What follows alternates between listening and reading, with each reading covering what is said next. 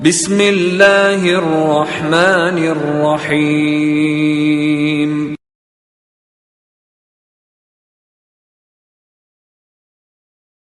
مركز العلوم والحكم للدعوة والإرشاد.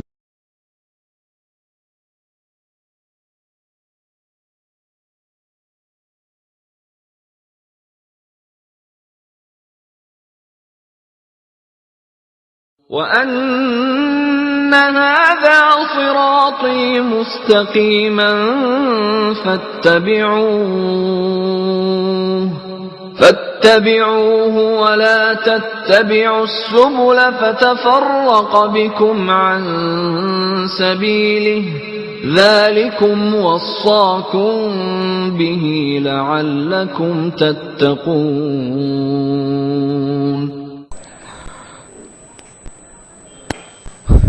السلام عليكم ورحمة الله وبركاته. إن الحمد لله نحمده ونستعينه ونستغفره ونؤمن به ونتوكل عليه ونعوذ بالله من شرور أنفسنا ومن سيئات أعمالنا. من يهده الله فلا مضل له ومن يضلله فلا هادي له. وأشهد أن لا إله إلا الله وحده لا شريك له وأشهد أن محمدا عبده ورسوله. أما بعد، أرسله بالحق بشيرا ونذيرا وداعيا إلى الله بإذنه وسراجا منيرا. اللهم صل على محمد وعلى آل محمد كما صليت على إبراهيم وعلى آل إبراهيم إنك حميد مجيد. اللهم بارك على محمد وعلى آل محمد كما باركت على إبراهيم وعلى آل إبراهيم إنك حميد مجيد. فأعوذ بالله من الشيطان الرجيم. بسم الله الرحمن الرحيم. تلك أمة قد خلت لها ما كسبت ولكم ما كسبتم ولا تسألون عما كانوا يعملون. அன்பார்ந்த சகோதரர்களே சகோதரிகளே, அல்லாஹ்வினுடைய கிருபையினால் கர்பலாவின் வரலாறு என்கிற தலைப்பில் கடந்த வாரத்திலிருந்து நாம் இந்த வரலாற்று செய்தியை பார்த்து கொண்டு வருகிறோம். இந்த கர்பலாவினுடைய வரலாற்றை பொறுத்தவரை அலி ரதியல்லாஹு அவர்களுடைய மகனார் ஹுசைன் ரதியல்லாஹு அவர்கள் கர்பலா என்கிற இடத்தில் கொல்லப்பட்ட சம்பவத்தை மையமாக வைத்துத்தான் இஸ்லாமிய உலகில் கர்பலாவின் வரலாறு என்று அறியப்படுகிறது. இந்த கர்பலாவினுடைய வரலாறாகட்டும் அல்லது இதற்கு முந்தையும் இதற்கு பிந்தியும் நடைபெற்ற இஸ்லாமியர்களுக்கு இடையே நடைபெற்ற எந்த சம்பவங்களாக இருந்தாலும் யார் பக்கம் சரி யார் செய்தது சரி என்கிற தீர்ப்பை சொல்வதற்காக நாம் இல்லை. நம்ம ஜட்ஜா, இவங்க தான் கரெக்ட் இவங்க தான் ராங் அப்படின்னு சொல்றதுக்கு நம்ம என்ன கிடையாது, நம்ம ஜட்ஜஸ் கிடையாது. இந்த வரலாறை படிப்பதற்கு ரெண்டு நோக்கம். ஒன்னு, உண்மையான வரலாறு எதுன்னு தெரிஞ்சுக்கணும். ஏன்னா இந்த கர்பலாங்கிற பேர்ல நிறைய கப்சாக்கள் என்ன செய்திருக்கிறாங்க, சமுதாய மக்கள் குறிப்பாக ஷியாக்கள் என்ன செய்திருக்கிறார்கள், மிக கடுமையான முறையில் பொய்களையும் அவதூறுகளையும் கட்டவிழ்த்திருக்கிறார்கள். அப்ப அதனால இதுல இருக்கிற உண்மை விஷயங்கள் என்ன அப்படிங்கறத தெரிஞ்சுக்கிட்டு இதில் இந்த மாதிரியான ஒரு ஃபித்னாக்கள் நம்முடைய உம்மத்தில் எக்காரணத்தை கொண்டும் வராமல் இருப்பதற்கு நாம் நம்மை எவ்வாறு தற்காத்துக் கொள்வது என்கிற ஒரு முக்கியமான படிப்பினைகளுக்காகத்தான் இந்த வரலாற்று சம்பவங்களை நாம் பார்த்து வருகிறோம். இந்த வரலாற்றை படிக்கும்போது முதன்மையாக திருக்குர்ஆனுடைய வசனத்தை நாம் மனதில் நிறுத்த கடமைப்பட்டிருக்கிறோம். 2வது அத்தியாயம் 134வது வசனம். இதில் அல்லாஹ் என்ன சொல்கிறான், தில்க உம்மத்துன். ரசூல் ஸல்லல்லாஹு அலைஹி வஸல்லம் உங்களுக்கு அதுக்கு முன்னாடி நடந்த சமுதாயங்களை பற்றி அல்லாஹ் எடுத்து சொல்றான். இந்த சமுதாயங்கள் கது ஹலத், அதெல்லாம் முன்னாடி போயிடுச்சு. லஹா மா கஸபத் வலக்கும் மா கஸபத்தும். அவங்களுக்கு என்ன சம்பாதிச்சாங்களோ அது அவங்களுக்கு, நீங்கள் என்ன சம்பாதிக்கிறீர்களோ அதற்குரிய பலன் உங்களுக்கு. வலா துஸ்அலூன அம்மா கானு யாமலூன். அவர்கள் செய்த செயல்களை பற்றி நீங்கள் விசாரிக்கப்பட மாட்டீர்கள் அப்படின்னு அல்லாஹ் என்ன செய்யறான், திருக்குர்ஆனிலே மிக தெளிவாக சொல்லிவிட்டார். அதனால் நம்ம என்ன செய்யக்கூடாது, மற்றவர்கள் விஷயத்துல குறிப்பாக இந்த சஹாபிகள் விஷயத்தில் நடைபெற்ற விஷயங்களை கொண்டு தீர்ப்பு சொல்லக்கூடியவர்களாக நாம் இருக்கக்கூடாது என்பதை புரிந்து கொண்டு இந்த வரலாற்றுக்குள்ள போவோம். கடந்த வார முதல் பாகத்தில் ஹசன் ரலியல்லாஹு அன்ஹு, ஹுசைன் ரலியல்லாஹு அன்ஹு அவர்களுடைய சிறப்புகள் சிலவற்றையும், அதே போன்று ஹிலாஃபத் என்றால் என்ன, ஹிலாஃபத் அந்த 4 கலீஃபாக்களுடைய காலங்கள் என்ன அப்படிங்கறத பார்த்தோம். கடைசியா ஹுசைன் ரலியல்லாஹு அன்ஹு கூஃபா வாசிகளுடைய அந்த கடிதங்களின் மீது அபரிமிதமான நம்பிக்கை வைத்து பல சஹாபாக்கள் அவரை போகாதீர்கள் என்று எச்சரித்த போது என்ன செஞ்சாங்க, அவங்க புறப்பட்டு கூஃபாவை நோக்கி வந்தாங்க. வந்துகிட்டு இருக்கு, இன்னும் வரல, இப்பதான் புறப்பட்டுக்கிட்டு இருக்கிறாங்க. ஆனா போறதுக்கு முன்னாடி ஒரு வெள்ளோட்டமாக யார் அவங்க அனுப்பி வச்சாங்க, யார் அனுப்பி வச்சாங்க? முஸ்லிம் இப்னு உகைல் அவங்களுடைய கசின், அவங்க என்ன செஞ்சாங்க, அனுப்பி வைத்தார்கள். ஹுசைன் ரலியல்லாஹு அன்ஹு முஸ்லிம் இப்னு உகைல் என்பவர்களை அனுப்பி வைத்து, நீங்க போய் கூஃபா வாசிகள் உண்மையிலேயே உண்மைதான் சொல்றாங்களா அப்படிங்கறத நீங்க என்ன செய்யுங்க, போய் விசாரிச்சுட்டு சொல்லுங்க, அல்லது கடிதம் அனுப்புங்க, அதுக்கப்புறம் நம்ம போலாம் அப்படிங்கிற அடிப்படையில அவங்க போனாங்க. இப்ப இங்க என்ன நடக்குதுன்னா, லாஸ்ட் வீக் நம்ம பார்த்தோம், இந்த முஸ்லிம் இப்னு உகைல் அவர்கள் கூஃபாவிற்கு போன போது யாருடைய வீட்டில் தங்கினார்கள்? சொன்னாதான் நம்ம அடுத்த ஸ்டெப்புக்கு போக முடியும். ஒருத்தருக்குமா ஞாபகம் இல்ல? அங்க என்ன நம்ம ஊர்ல இருக்க மாதிரி ஹோட்டல்ல ரூம் எடுத்தா தங்க முடியும்? எங்க தங்கினாங்க? ஹானி இப்னு உர்வா அப்படிங்கிறவங்க வீட்டுல தான் தங்கினாங்க. ஏன்னா எங்க போனாலும் நமக்கு என்ன இருக்கணும், ஒரு இப்ப நம்ம அல்ஹம்துலில்லாஹ் எங்கேயாவது போனோம்னா அங்க இருக்கிற மர்கஸ் மஸ்ஜித்ல என்ன செஞ்சிருவோம், நம்ம ஸ்டே பண்ணிக்குவோம். அன்னைக்கு இவங்க போகும்போது ஹானி இப்னு உர்வா அப்படிங்கிறவங்க வீட்டுல தான் என்ன செஞ்சாங்க, முஸ்லிம் இப்னு உகைல் ரலியல்லாஹு அன்ஹு தங்கினார்கள். இப்போ இந்த ஹானி இப்னு உர்வா வீட்டில் தான் முஸ்லிம் இப்னு உகைல் அவர்கள் தங்குகிறார்கள் அப்படிங்கிற செய்தியை யார் அறிந்து கொள்கிறார்? உபைதுல்லா இப்னு ஜியாத். அந்த உபைதுல்லா இப்னு ஜியாத் என்கிற இந்த மனிதர் தான் இந்த வரலாற்றில் ஒரு உண்மையிலேயே மிக மோசமான சில செயல்பாடுகளை செய்தவர். இதிலே நாம் ஹுசைன் ரலியல்லாஹு அன்ஹு அவர்கள் தரப்பையும் சரி, அதே போன்று முஆவியா ரலியல்லாஹு மகனார் யஸீத் அவரை பத்தி நம்ம என்ன செய்யக்கூடாது, சொல்லக்கூடாது. ஏன்னா எல்லா இமாம்களும் சொல்லிவிட்டார்கள், நம்ம யஸீத் இப்னு முஆவியாவை என்ன செய்யக்கூடாது, எக்காரணத்தை கொண்டு விமர்சிக்க கூடாது. அது ஒரு அரசியல் சூழ்நிலை, அவர் சில காரியங்களை செய்தார். இந்த ஹானி இப்னு உர்வா இவர்தான் முஸ்லிம் இப்னு உகைல் அவர்களுக்கு அடைக்கலம் தந்து விட்டார் அப்படிங்கறத அறிஞ்ச உடனே உபைதுல்லா இப்னு ஜியாத் ஹானி இப்னு உர்வாவை தன்னுடைய இடத்திற்கு வரவழைக்கிறார். தன்னுடைய இடத்திற்கு வரவழைச்சிட்டு எப்படி அவர் வரவழைக்கிறார்னா, அதுலயும் ஒரு ட்ரிக் அவர் செய்யறார். ஏன்னா உபைதுல்லா இப்னு ஜியாத் எந்த அளவுக்கு ஒரு தந்திரமானவர் அப்படிங்கறத நம்ம தெரிஞ்சுக்கணும். கூஃபாவில் இருக்கக்கூடிய ஒரு மஸ்ஜிதில் ஹானி இப்னு உர்வா தனிமையாக நின்று தொழுது கொண்டிருக்கிறார். அல்லாஹ் கிட்ட துஆ கேட்டுக்கொண்டிருக்கிறார். அப்போது ஒரு மனிதர் நேரா அவர்கிட்ட வர்றார். அந்த மனிதர் ஹானி இப்னு உர்வாவிற்கு அதிகம் பரிச்சயமானவரும் அல்ல, உள்ளூரில் அதிகமாக தொடர்பு கொண்ட ஒரு மனிதரை போல் தெரியாமல் ஒரு வெளியூர் மனிதரை போல் என்ன செய்யறாரு, அவர்கிட்ட வர்றார். ஹானி இப்னு ஏன்னா விஷயத்தை கன்ஃபார்ம் பண்ணிக்கிறதுக்கு ஹானி இப்னு உர்வா இடத்துல மெதுவா பேசுறார். ஹானி இப்னு உர்வா அவர்களே, நான் அஹ்ல பைத்துக்கு ரொம்ப வேண்டப்பட்டவன். அஹ்ல பைத்னா என்னது? ரசூலுல்லாஹ்வுடைய குடும்பத்தவர்களுக்கு நான் ரொம்ப வேண்டப்பட்டவன். இந்த மாதிரி ஹுசைன் ரலியல்லாஹு வர போறாங்கிற செய்தி எனக்கு தெரியும். அவங்க வர்றதுக்கு முன்னாடி முஸ்லிம் இப்னு உகைல் அவங்க அனுப்பி வச்சிருக்காங்கங்கிற விஷயமும் எனக்கு தெரியும். அவங்க உங்க வீட்டுல தான் இருக்கிறாங்களே, அப்படியா? நான் அவங்கள பார்த்து சில உதவிகளை உங்களுக்கு செய்யலாம்னு ஆசைப்படுறேன். அவர் வீட்டுல தான் இருக்கிறான்னு தெரிஞ்சாச்சு, இருந்தாலும் அதை கன்ஃபார்ம் பண்ணணுங்கிறதுக்காக என்ன செய்கிறார், இவர் இப்படி போய் சொன்ன உடனே இவரும் அதை நம்பிவிட்டு, சரி உண்மையிலேயே அஹ்ல பைத்துக்கு ஆதரவாக உதவி செய்வதற்காகத்தான் அவர் வருகிறார் அப்படிங்கிற நம்பிட்டு நேரம் என்ன செய்யறாரு, அவர் வீட்டுக்கு கூட்டு போறார். அப்போ அவர் வீட்டுக்கு கூட்டு போன உடனே இவங்களுக்கு விஷயம் கன்ஃபார்ம் ஆன உடனே அங்க இருக்கக்கூடிய காவல்துறை, இன்னைக்கு நம்ம காவல்துறை போலீஸ் சொல்ற மாதிரி அன்னைக்கு என்ன இருக்குது, ஷுரத் என்று அறியப்படக்கூடிய காவல்துறை எல்லாம் இருக்குதான் செய்யுது. அவங்க கிட்ட சொன்ன உடனே நேரா அவரால் பிடிக்கப்பட்டு சிறை பிடிக்கப்பட்டு ஹானி இப்னு உர்வா உபைதுல்லா இப்னு ஜியாத் இடத்திலே கொண்டு வரப்படுகிறார். கொண்டு வரப்பட்டவுடன் ஹானி இப்னு உர்வா அவர்களுக்கு மிக கடுமையான முறையில் சித்திரவதைகள் தரப்படுகிறது. நீ எப்படி யஸீத் இப்னு முஆவியாவிற்கு எதிராக செயல்படுவாய், நீ எப்படி ஹுசைனுக்கு ஹுசைன் ரலியல்லாஹு கருத்துக்கு நீ ஆதரவாக இருப்பாய், நீ எப்படி ஹுசைன் அவர்களால் அனுப்பப்பட்ட முஸ்லிம் இப்னு உகைலுக்கு அடைக்கலம் தருவாய் என்றெல்லாம் பேசப்பட்டு என்ன செய்யப்படுகிறது, ஹானி இப்னு உர்வா அவர்களுக்கு சொல்லனா துயரங்கள் தரப்படுகிறது. கடுமையான தாக்குதலுக்கு ஆளாக்கப்படுகிறார். எந்த அளவிற்கு என்றால், முகத்தில் அடிப்பதை இஸ்லாமிய மார்க்கம் தடை செய்திருக்கிறது. ஒருத்தவங்களை கண்டிக்கிறதா இருந்தா கூட, பெத்த தகப்பனே மகனை கண்டிப்பதற்காக அடிப்பதாக இருந்தா கூட எங்க அடிக்க கூடாது, முகத்தில் அடிக்கக்கூடாது.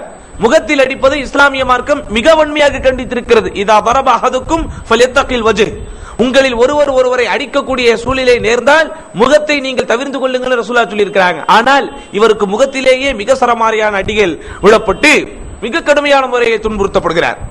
இவர் துன்புறுத்தப்பட்டதற்கு பிறகுதான் முஸ்லிம் இப்னு முகைல் ரலியல்லாஹு அன்ஹு அவர்களுக்கு செய்தி வருகிறது, தனக்கு அடைக்கலம் கொடுத்த ஹானி இப்னு உர்வா அகப்பட்டு விட்டார்.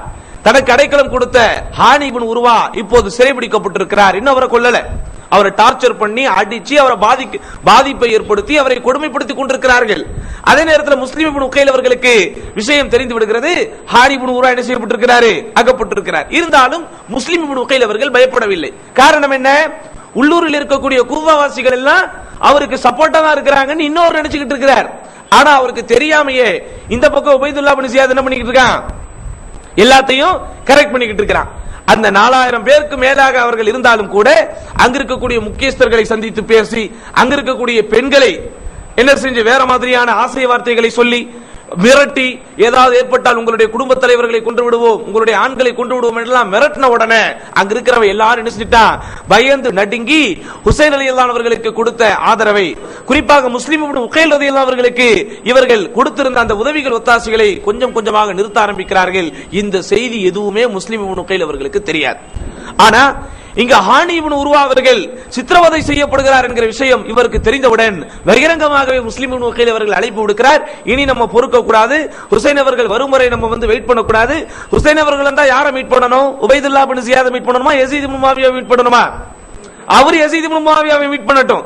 ஆனா இங்க யார் மெயினா இருக்கிறா, உபைதுல்லா இப்னு ஜியாத். இவரை மீட் பண்ணதுக்கு நம்ம யார் வர்ற வரைக்கும் வெயிட் பண்ண வேண்டாம், ஹுசைன் அலி அவர்கள் வர்ற வரைக்கும் நம்ம வெயிட் பண்ண வேண்டாம், நம்ம வாங்க போய் உபைதுல்லா இப்னு ஜியாத் போய் தாக்குவோம். ஏன்னா ஒரு முஸ்லிம் இப்னு உர்வா, இவரு ஹானி இப்னு உர்வா என்ன செஞ்சார், அவரு அடித்து விட்டார், அதனால விடக்கூடாது வாங்கன்ன உடனே இவர்கள் என்ன செய்யறாங்க, ஒரு அரை மனதோடு முஸ்லிம் இப்னு முகைல் அவர்கள் கூப்பிடுகிறார்களே என்பதற்காக எல்லோரும் திரண்டுகிறார்கள். எவ்வளவு பேர் திரண்டுறாங்க? மொத்தம் 4000 4000 நபர்கள் முஸ்லிம் இப்னு முகைல் ரலியல்லாஹு அவர்களுக்கு ஆதரவாக உபைதுல்லா இப்னு ஜியாத் அவரிடத்திலே சென்று ஹானி இப்னு உர்வா அவர்களை மீட்பதற்காக வேண்டி 4000 பேர் படை திரண்டு போய் கொண்டிருக்கிறார்கள். ஆனால் போகக்கூடிய வழியிலேயே அந்த 4000 பேர் கொஞ்சம் கொஞ்சமா சிதறாங்க, கொஞ்சம் கொஞ்சமா பிரிகிறாங்க. 4000 பேரும் அந்த ஆரம்பத்தில் இருந்த அதே வேகத்தோடு முஸ்லிம் இப்னு முகைல் அவர்களோடு வரவில்லை. எந்த அளவுக்கு சொன்னா, அவர் போய்கொண்டே இருக்கும் போது பிதாயா வ நிஹாயா என்கிற நூலில் எழுதப்பட்டிருக்கிறது, அங்க போகக்கூடிய வழியில் கடைசியாக இவர் மட்டும் தனி மனிதராக நிற்கிறார். சகோதரர்கள், 4000 பேர்ல ஒரு 400 பேர் கூட இவருக்கு கடைசி வரைக்கும் சப்போர்ட் பண்ணல, 400ல ஒரு 40 பேர் கூட சப்போர்ட் பண்ணல, அட்லீஸ்ட் ஒரு 4 பேர் கூட சப்போர்ட் பண்ணலங்கிறதை இவர் பார்த்த உடனே தான் இந்த கூஃபா வாசிகள் ஒரு ஏமாற்றுக்காரர்கள் என்கிற விஷயத்தையே இவர் அறிந்து கொள்கிறார்.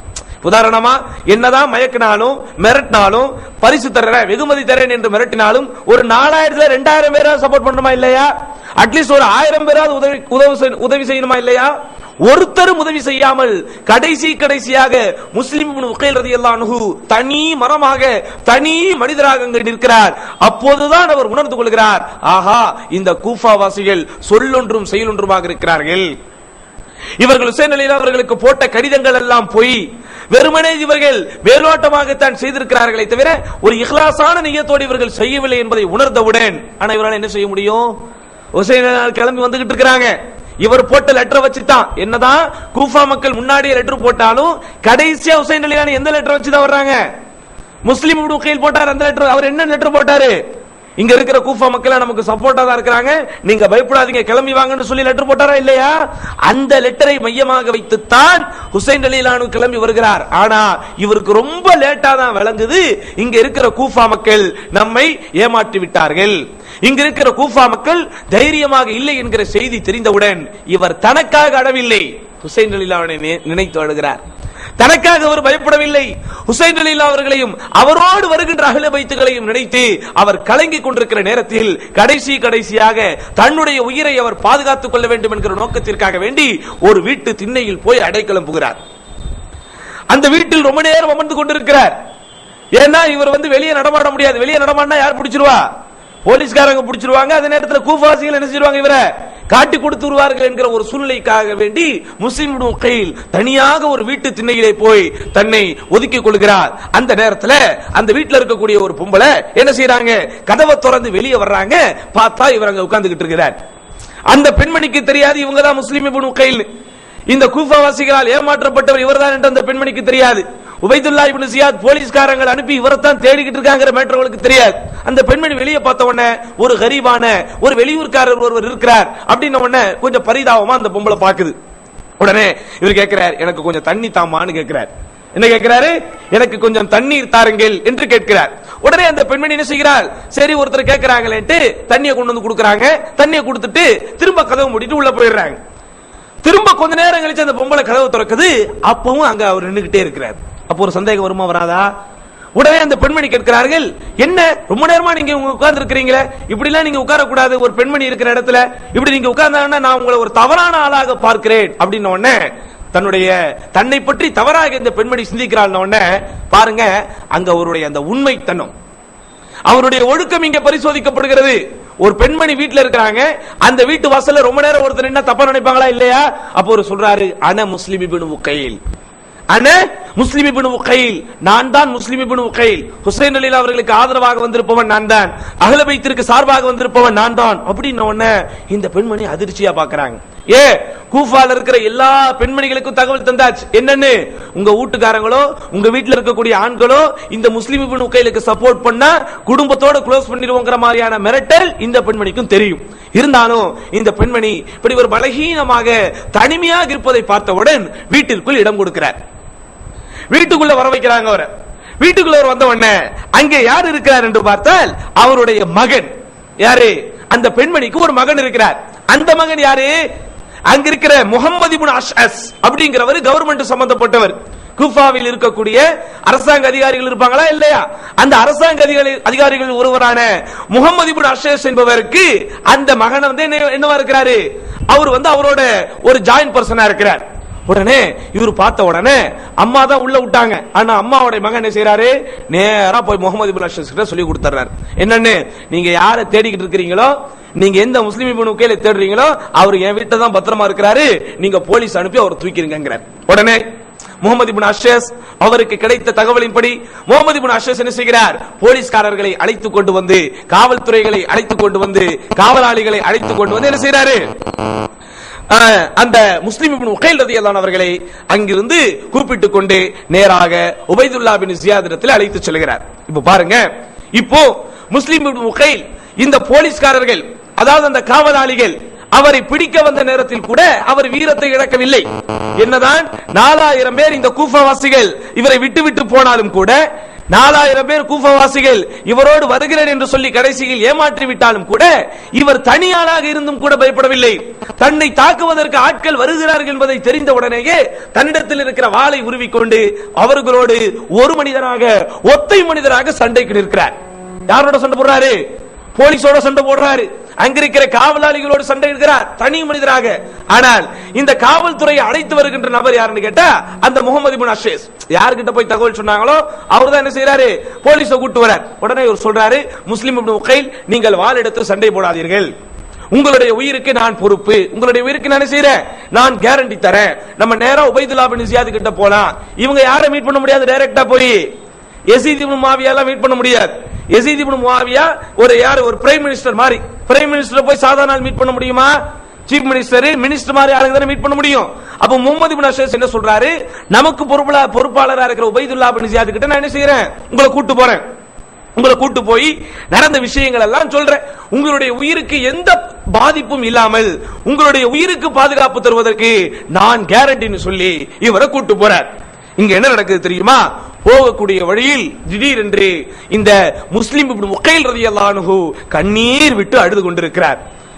என்னடா இவர் அழுகுறாரு, இவரை பார்த்தா பயந்த மனுஷன் மாதிரி தெரியலையே, ஏன் காவல்துறையே வந்து தாக்க வந்த போது கூட தனி மனிதராக வாளை உருவி சண்டை போட்ட ஒருவர் இப்படி கண்ணீர் விட்டு அழுகிறாரு, என்ன காரணம்னு அங்க கேட்கிறாங்க. எப்படி கேட்கிறாங்க, முஸ்லிம் இப்னு உகைல், இவ்வளவு தைரியமா நீங்க மக்கள்ல இருந்து புறப்பட்டு வந்தீங்களே, இந்த மாதிரியான ஒரு காரணத்துக்காக புறப்பட்டு வந்தீங்களே, புரட்சி செய்யணுங்கிறதுக்காக புறப்பட்டு வந்தீங்களே, இப்படி புரட்சியாளராக இருக்கிற நீங்க போய் அழலாமா? இப்படிதானே உயிருக்கு பயப்படுறவங்க தான் என்ன செய்வாங்க, உயிர் போதே நினைச்சு அழுவாங்க. அப்படிதானே இவர் உயிருக்கு பயந்த மாதிரி தெரியலையே, உங்களை மாதிரி ஆட்கள் அழக்கூடாது, நீங்க என்ன அழுவுறீங்கன்னு கிண்டலா கேட்டவன அங்கே அவர் அழுது கொண்டே காரணத்தை சொல்கிறார். என்ன சொல்கிறார்? இன்னி வல்லாஹி மாலி நப்சி அப்கி, நான் என்னுடைய உயிருக்காக வேண்டி பயப்படவில்லை, என் உயிர் போய்விடுமே என்பதற்காக நான் அறவில்லை. ஆனால் நான் பயப்படுவதெல்லாம், நான் இங்கே பயப்படுவதற்கு ஒரே காரணம், அப்கி ஹுசைனன் வ ஆலல் ஹுசைன், ஹுசைனை நினைத்து நான் அழுகிறேன், ஹுசைனுடைய குடும்பத்தவர்களை நினைத்து நான் அழுகிறேன். ஏன்னா ஹுசைன் ரலியல்லாஹு கூட வந்தவங்க பெரும்பாலும் யாரு? அவருடைய குடும்பத்தவர்கள், அஹ்லுல் பைத்தில் உள்ள நபர்கள் தான் பெரும்பாலும் ஹுசைன் ரலியல்லாஹு அவர்களோடு வருகிறார். இப்படி என்னுடைய கடிதத்தை நம்பி, நான் கொடுத்த உத்தரவாதத்தை நம்பி அங்கிருந்து புறப்பட்டு வருகிற, வந்து கொண்டிருக்கிற ஹுசைனை நினைத்து நான் அழுகிறேன், ஹுசைனோடு வந்த அவருடைய குடும்பத்தவர்களை நினைத்துத்தான் நான் அழுகிறேன் என்று சொன்னபோது இந்த முஹம்மது இப்னு அஷஸ் அவர்களுக்கே ஒரு பரிதாபம் வருகிறது.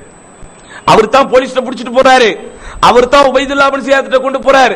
இருந்தாலும் அந்த ஹுசைன் என்கிற பெயரை சொன்ன உடனே அவருக்கு என்ன வருது?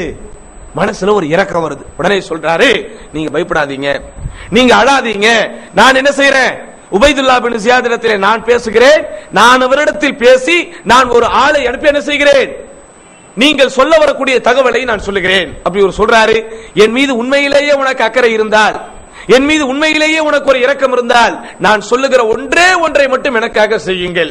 என்ன செய்யணும்? ஒரு ஆளை எனக்கு நீங்கள் தர வேண்டும். அந்த ஆளிடத்தில் நான் ஒன்றை சொல்லி அனுப்புவேன். நான் சொன்னதை அவர் அப்படியே போய் அங்கே சென்று சொல்ல வேண்டும். என்ன சொல்லணும்? அப்போ நீங்க சொல்லுங்க, இன்ன இப்னு உகைல் பாஸலி இலைக், இப்னு உகைல், முஸ்லிம் இப்னு உகைல் என்னை உங்களிடத்தில் அனுப்பி வைத்திருக்கிறார். வஹுவ ஃபி ஐதில் கௌமி அஸீருன், அவர் சில மனிதர்களுடைய கையில் சிறை கைதியாக பிடிக்கப்பட்டிருக்கிறார். லா யத்ரி அயுஸ்பிஹு அம் யும்சி ஹத்தா யுக்தல், இன்றைய மாலை வரையோ அல்லது அடுத்த நாள் காலை வரையோ அவர் உயிரோடு இருப்பாரா இல்லையா என்பது எனக்கு தெரியாது. ஆனால் இன்ன அஹ்லல் கூஃபா, இந்த கூஃபா வாசிகள் கது கذبூக, உங்களையும் பொய்ப்பித்து விட்டார்கள், வ கذبூனி, என்னையும் பொய்ப்பித்து விட்டார்கள். அதனால் நீங்க என்ன செய்யாதீங்க, இவர்களுடைய பேச்சை நம்பி நீங்கள் வர வேண்டாம், தயவு செய்து நீங்க என்ன செஞ்சிருங்க, ரிட்டர்ன் போயிருங்கிற மேட்டரை மட்டும் எப்படியாவது நீங்க சொல்லிருங்க, எனக்கு இது மட்டும் போதும், என்னுடைய உயிர் போறதை நினைச்சு நான் பயப்படல, உபைதுல்லா இப்னு ஜியாத் என்னை கொல்ல போகிறான் என்பதை கண்டு நான் பயப்படவில்லை. ஆனால் என்னுடைய பேச்சை நம்பி என்னுடைய உத்தரவாதத்தை ஏற்று அங்கே வந்து கொண்டிருக்கிற ஹுசைன் ரலியல்லாஹு அவர்களுக்கு இப்போது நான் இருக்கிற சிச்சுவேஷன் என்ன ஆகணும் தெரியணும், இப்ப நான் என்ன மாதிரியான பொசிஷன்ல இருக்கிறேன் அப்படிங்கறது அவருக்கு தெரியணும். அது தெரிந்து கொண்டு அவர் தொடர்ந்து வரக்கூடாது, இதற்கு மட்டும் நீ ஒரு ஆளை எனக்கு ஏற்பாடு பண்ணுங்க அப்படின்னு உடனே இந்த முஹம்மது இப்னு அஷஸ் என்ன செய்கிறாரு, சரி ஓகே நோ ப்ராப்ளம், முஹம்மது இப்னு யாரு அந்த உபைதுல்லா இப்னு ஜியாத் இடத்திலே நான் சொல்லி என்ன செய்கிறேன் என்று இவர் முஹம்மது இப்னு அஷஸ் அவர்கள் ஒரு ஆளை கூப்பிடுகிறார். இயாஸ் இப்னு அப்பாஸ் அத்தாயி என்பது அவருடைய பெயர். இயாஸ் இப்னு அல் அப்பாஸ் அத்தாயி என்பது அவருடைய பெயர். அவரிடத்தில் என்ன சொல்லி அனுப்புறாரு, இதுஹப், நீ இங்கிருந்து போ, ஃபல்கி ஹுசைனா, ஹுசைனை போய் சந்தி, அப்லிகுஹு ஹாதல் கிதாப், இங்கு நடந்த இந்த சம்பவத்தை என்ன செய்ய, நீ போய் ஹுசைன் ரலியல்லாஹு இடத்திலே சொல்லு. ஏன்னா ஹுசைன் கிளம்பி வந்துகிட்டு இருக்கிற, இங்கிருந்து குஃபாவிலிருந்து மக்காவிற்கு போகக்கூடிய வழி உங்களுக்கு தெரியும்.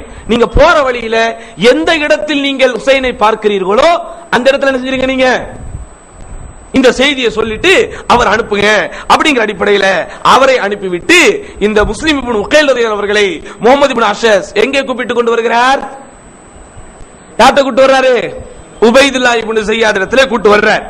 அங்க வந்தவுடன் என்ன நடக்குது, வந்து ஹுசைன் இப்னு யாரு அந்த உபைதுல்லா இப்னு ஜியாத் இடத்தில் முஹம்மது இப்னு அஷஸ் அவர்கள் முஸ்லிம் இப்னு உகைல் ரலியல்லாஹு அவர்களை அழைத்துக் கொண்டு வந்து நிறுத்துறார். அங்க நிப்பாட்டிட்டு இந்த முஹம்மது இப்னு அஷஸ் ஆரம்பிக்கிறார். இவர்தான் முஸ்லிம் இப்னு உகைல், இவர்தான் ஹுசைனுக்கு ஆதரவாக வந்திருக்கிறார், இவரைத்தான் நம்ம போலீஸ் பிடிச்சுக்கிட்டு வருது. ஆனா இங்க ஒரு விஷயம், இவருடைய உயிருக்கு நான் என்ன கொடுத்திருக்கிறேன், கேரண்டி கொடுத்திருக்கிறேன். ஏன்னா அரபுகளை பொறுத்த வரைக்கும் முஸ்லிம்கள் என்று அல்ல, நபிகள் நாயகம் ஸல்லல்லாஹு அலைஹி வஸல்லுக்கு முன்பு இருந்த அரபுகள் கூட அவர்கள் ஒரு அமானை கொடுத்து விட்டால், அமானா என்னது, ஒரு கேரண்டி கொடுத்துட்டாங்கன்னு சொன்னா கட்டாயம் என்ன செய்வார்கள், அவர்கள் காப்பாற்றுவார்கள். அப்போ நான் இவருடைய உயிருக்கு உத்தரவாதம் கொடுத்து, நான் இவருடைய உயிருக்கு ஜாமீன் கொடுத்து அழைத்து வந்திருக்கிறேன். அதனால் உபைதுல்லா இப்னு ஜியாத், நீங்கள் எக்காரணத்தை கொண்டும் இவருடைய உயிருக்கு எந்த விதமான பாதிப்பை ஏற்படுத்த கூடாது என்று சொல்லுகிறார். ஆனா உபைதுல்லா இப்னு ஜியாத் என்ன பதில் சொல்றான்னா, உன்னை நான் அனுப்புனது அவரை அழைத்து வருவதற்காகத்தானே தவிர அவருடைய உயிருக்கு பாதுகாப்பு தருவதற்காக அல்ல, அவருடைய உயிருக்கு பாதுகாப்பு தரக்கூடிய அதிகாரத்தை நான் உனக்கு கொடுத்தேனா அப்படின்னு யாரு கேட்கிறா, இந்த உபைதுல்லா இப்னு ஜியாத் கேட்கிறார். அப்ப பாருங்க, இந்த உபைதுல்லா இப்னு ஜியாதை தவிர்த்து, கூஃபாவாசிகளை தவிர்த்து யாரெல்லாம் இந்த சம்பவங்களில் சம்பந்தப்பட்டிருக்கிறார்களோ எல்லோருமே அவரவர்களுடைய சூழ்நிலைக்கேற்ப கொஞ்சம் நியாயமாகத்தான் நடந்திருக்கிறார்கள். அமீருக்கு கட்டுப்படணும், இருக்கிற அந்த தலைமைக்கு கட்டுப்படணுங்கிறதுனால முஸ்லிம் இப்னு உகைல் இவர் கூட்டு வந்தார். ஆனால் கூட்டு வரும்போது என்ன சொல்லி கூட்டு வராரு? உங்க உயிருக்கு நான் கேரண்டின்னு சொல்லிட்டு அது அவரிடத்தில் மட்டும் சும்மா சொல்லாம அந்த முகமது இப்னு ஜியாதிடத்திலும் பகிரங்கமாகவே சொல்கிறார். முகமது அந்த உபைதுல்லா இப்னு ஜியாதிடத்துல நான் அவருடைய உயிருக்கு கேரண்டி கொடுத்திருக்கிறேன், அதனால இன்னும் பண்ணக்கூடாதுன்னு. ஆனா உபைதுல்லா இப்னு ஜியாத் தெளிவாக சொல்லி விடுகிறான், இல்லை, அவருக்கு பாதுகாப்பு கொடுப்பதற்காக நான் உன்னை அனுப்பவில்லை, அவரை அழைத்து வருவதற்காகத்தான் நான் உன்னை அனுப்பியிருக்கிறேன். அதனால இவரை மட்டும் இல்ல, இவருக்கு அடைக்கலம் கொடுத்த ஹானி இப்னு உர்வாவையும் விடமாட்டேன்னு சொல்லி முஸ்லிம் இப்னு உகைல் ரலியல்லாஹு அவர்களையும் சரமாரியாக தாக்க ஆரம்பிக்கிறார். முஸ்லிம் இப்னு உகைல் ரலியல்லாஹு அவர்களுக்கு மிக கடுமையான முறையில் அடி விழுகிறது. எந்த அளவிற்கு என்று சொன்னால் அவருக்கும் முகத்திலும் கழுத்து பகுதியில் எல்லாம் வெட்டுக்காயம் விழுகிறது, ரத்தம் ஒழுகிக் கொண்டிருக்கிறது. அங்கேயும் அவர் தண்ணீர் தாகம் என்று கேட்கிறார். எப்படி அந்த பெண்மணிடத்திலே தண்ணீர் கேட்டாரோ அதே மாதிரி இந்த உபைதுல்லா இப்னு ஜியாதுடைய கோட்டையில் கொடுமைப்படுத்தப்பட்டுக் கொண்டிருந்த முஸ்லிம் இப்னு உகைல் ரலியல்லாஹு அன்ஹு ஒரு கட்டத்தில் தண்ணீரை தாருங்கள் என்று கேட்கிறார். அப்போது அங்கிருந்த அம்மார் இப்னு உக்பா என்பவர் குளிர்ந்த தண்ணீரை கொண்டு வந்து அவருக்கு தருகிறார். தண்ணீரை நீங்கள் பருகுங்கள் என்று. ஆனால் பாருங்கள், அவரால் தண்ணீரை குடிக்கவே முடியல. ஏன்? அவருடைய வாய் முழுவதும் ரத்தமாக இருக்கிறது. அவர் தண்ணீரை குடிக்க வேண்டும் என்று வாயில் ஊத்தினால் ரத்தத்தோடு சேர்ந்த தண்ணீர் உள்ளே போகின்றது என்கிற காரணத்தினால் அவருக்கு கொடுக்கப்பட்ட அந்த குளிர்ந்த நீரை கூட அவரால் குடிக்க முடியவில்லை. சகோதரர்களே, அங்க என்ன நடக்குது தெரியுமா? அந்த நேரத்திலும் கூட, அப்படி தாக்குதலுக்கு ஆளாக்கப்பட்ட அந்த நேரத்திலும், ரத்தம் வடிந்து கொண்டிருந்த அந்த நேரத்திலும், இங்கே உபைதுல்லா இப்னு ஜியாத் எல்லோரும் இருக்கக்கூடிய நேரத்தில் முஸ்லிம் இப்னு உகைல் கொஞ்சம் அப்படியே அந்த உபைதுல்லா இப்னு ஜியாதுடைய அவையோரை சுத்தி பார்க்கிறார். அவையோர்னா என்னது? அந்த கோட்டையில உபைதுல்லா இப்னு ஜியாத் மட்டும் இருக்க மாட்டாங்க இல்லையா? அந்த சபையில் மந்திரிகளை போல் என்ன இருப்பாங்க? அவையோர்கள் நிறைய பேர் இருப்பாங்க. இந்த அவையோர்களை அவர் சுத்தி சுத்தி பார்த்துக்கிட்டு இருக்கும்போது அங்க ஒருத்தருடைய ஃபேஸ் இவருக்கு தெரிந்தவராக இருக்கிறார். அவர் யாரு? உமர் இப்னு சாத் இப்னு அபி வக்காஸ். சாத் இப்னு அபி வக்காஸ் ரலியல்லாஹு அன்ஹுடைய மகனார் உமர் இப்னு சாத் இப்னு அபி வக்காஸுடைய முகத்தை பார்த்த உடனே இவர் சொல்றாரு, இங்கே நான் என்னுடைய மரணத்தை உணர்கிறேன், என்னுடைய மௌத்தை நான் உணர்கிறேன், நான் கூடிய சீக்கிரத்தில் மரணிக்கவிருக்கிறேன். இந்த மரணிப்பதற்கு முன்னாடி நான் ஒரு வசியத்தை செய்ய ஆசைப்படுகிறேன். மரண சாசனம் என்று சொல்லுவோமா இல்லையா? மரண சாசனம் என்பதற்கு வசியத் என்று அரபியில் சொல்வார்கள். இவர் முஸ்லிம் இப்னு உகைல் என்ன செய்யறாரு? இந்த கடுமையான தாக்குதலுக்கு ஆளாக்கப்பட்ட நேரத்தில் தன்னுடைய மௌத்தை தான் உணரக்கூடிய அந்த சந்தர்ப்பத்தில் அவையோர்கள் இருக்கக்கூடிய அந்த நேரத்தில் உபைதுல்லா இப்னு ஜியாத் முன்னிலையில் இந்த உமர் இப்னு சாத் இப்னு அபி வக்காஸை பார்த்துவிட்டு சொல்லுகிறார், நான் என்ன செய்ய ஆசைப்படுறேன்? ஒரு வசியத்து செய்யணும், அதை நான் ரகசியமாக செய்ய வேண்டும். அதனால் இந்த உமர் இப்னு சாத் இப்னு அபி வக்காஸை கொஞ்சம் என்னோடு அனுப்பி வையுங்கள் என்கிறார். உடனே உபைதுல்லா இப்னு ஜியாத் அனுமதி கொடுக்கிறார். முஸ்லிம் இப்னு உகைல் ரலியல்லாஹு அன்ஹு உமர் இப்னு சாத் இப்னு அபி வக்காஸை அழைக்கிறார். அழைத்து அவரை தனியாக அழைத்துக் கொண்டு செல்கிறார். அங்கே சென்றவரிடத்திலே பேசுகிறார், உமர், இன்ன பைனி வ பைனக கராபத்துன், உங்களுக்கும் எனக்கும் இடையில் ஒரு நெருக்கம் இருக்கிறது. ஊசி இலா பாதி கௌமி, அதனால் என்னுடைய கூட்டத்தினர், என்னுடைய மக்கள், என்னுடைய சமுதாய மக்களிடத்தில் என் சார்பாக நீங்கள் ஒரு வசியத்தை செய்ய வேண்டும், எனக்கு ஒன்றை நீங்கள் நிறைவேற்றி தர வேண்டும். வலி இலைக்க ஹாஜத்துன், உங்களிடத்தில் எனக்கு ஒரு தேவை இருக்கிறது. வஹிய சிர்ருன், அது ஒரு ரகசியமான சேவை, அது ஒரு ரகசியமான விஷயம் என்று சொல்லுகிறார். உடனே என்ன விஷயம்? ஃபகும் மஇ இலா நாஹியத்தில் கஸர், அதனால கொஞ்சம் கூட என்ன செய்யுங்க, தனியா வாருங்கள், அந்த கோட்டையின் ஓரத்திற்கு வாருங்கள். ஹத்தா அகூலஹா லக, அந்த விஷயத்தை நான் உங்களிடத்தில் அந்த இடத்தில் சொல்லுகிறேன். அவர் மக்களுடைய முன்னிலையில், உபைதுல்லா இப்னு ஜியாதின் முன்னிலையில், அந்த ஏனைய அவையோர்களின் முன்னிலையில் அந்த விஷயத்தை அவர் சொல்ல ஆசைப்படவில்லை. அது ஒரு ரகசியமான விஷயம். அந்த விஷயத்தை நான் உங்களை அழைத்துக் கொண்டு இந்த கோட்டையின் வாசலில் ஒரு ஓரத்தில் என்று தான் நான் சொல்லுவேன், தயவு செய்து என்னோடு வாருங்கள் என்று சொல்லி அழைத்து செல்கிறார். முதல்ல என்ன செய்யறார்? அவரோட போறதுக்கு அவர் மறுக்கிறார். ஏன்? யார் அனுமதி கொடுக்கணும்? யார் அனுமதி கொடுக்கணும்? உபைதுல்லா இப்னு ஜியாத் எல்லாரையும் தன்னுடைய கண்ட்ரோல்ல வச்சிருந்தான். அண்டர் கண்ட்ரோல் 100 கண்ட்ரோல் மாதிரி எல்லா மக்களையும் தன்னுடைய அந்த ஆதிக்கத்தின் கீழ் அந்த உபைதுல்லா இப்னு ஜியாத் வைத்திருந்தான். நாட்டு குடிமக்கள், பெண்கள், சபையோர்கள், அவையோர்கள், காவல்துறை முக்கியஸ்தர்கள் என்று யாரெல்லாம் இருந்தார்களோ இத்தனைக்கும் சஹாபாக்களுடைய பிள்ளைகளாக யார் இருந்தாங்களோ, சஹாபாக்களுக்கு பிறகு சிறப்பானவர்கள் யாருன்னு பார்த்தா அதே இஸ்லாத்தில் பிறந்த சஹாபாக்களுடைய பிள்ளைகள். ஆனா இவங்க எல்லாத்தையும் ஓவர்டேக் பண்ணி அவர்கள் எல்லாரையும் இவனுடைய ஆதிக்கத்தின் கீழ் கொண்டு வரக்கூடிய அளவிற்கு ஒரு அபரிமிதமான அதிகாரத்தை தன்னுடைய கையில வச்சிருந்ததனால முஸ்லிம் இப்னு உகைல் அந்த மரணிக்கக்கூடிய தருவாயில் அழுது கொண்டே ரத்தம் வடிந்து கொண்டிருக்கிற நிலையில் ஒரு ரிக்வெஸ்ட் பண்ண போது கூட இந்த உமர் இப்னு சாத் இப்னு அபி வக்காஸ் அவர்களால் உடனே வர முடியல. அவர் என்ன செய்யறாரு, உபைதுல்லாஹ் இப்னு ஸியாதை பார்க்கிறார், கண்களாலேயே பேசுகிறார். இப்படியாப்பட்ட தருணத்தில் ஒரு அனுமதி இவன் கொடுத்தால் நன்றாக இருக்குமே என்று எண்ணுகிறார். என்ன செய்கிறான், அவன் கல் நெஞ்சனுக்கு கூட அங்கே கல்லும் கரையும் என்பதை போல முஸ்லிம் இப்னு உகைல் அவர்களுடைய பரிதாபகரமான நிலையை பார்த்த இவன், சரி போய் தனியாக ரகசியமாக பேசுங்கள் என்று சொல்லி முஸ்லிம் இப்னு உகைல் அவர்களையும் உமர் இப்னு சாத் இப்னு அபி வக்காஸ் அவர்களையும் அனுப்பி வைக்கிறான்.